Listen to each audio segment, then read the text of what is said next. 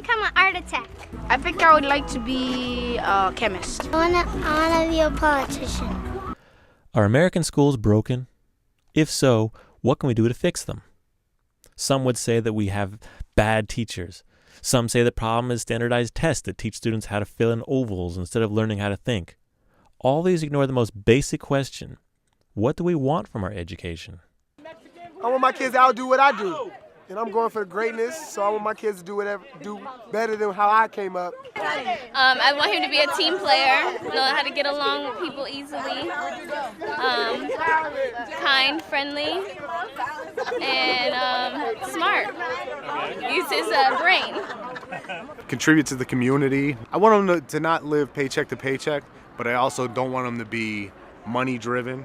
You understand? I want them to understand that money isn't everything. I want them to be just a positive force. I don't want negativity.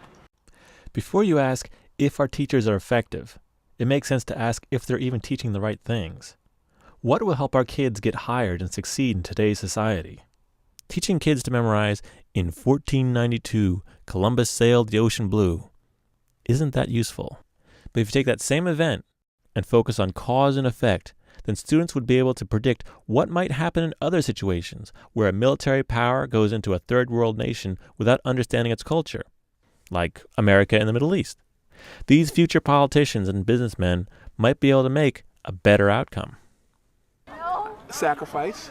Somebody has to make a sacrifice for the betterment of the kids. I'll give you an example. I spent the last 7 years living in the Poconos, and you have all these people that have moved out of New York City to quote unquote give their children better lives, but all of them still commute and work in New York City.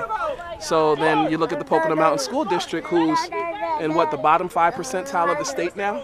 And it's like, how do you expect the school system to thrive or for your children to learn when all your time is spent in your commute to work, then your time there at work, and the commute home, the children are left to raise themselves. It takes a village to raise a child.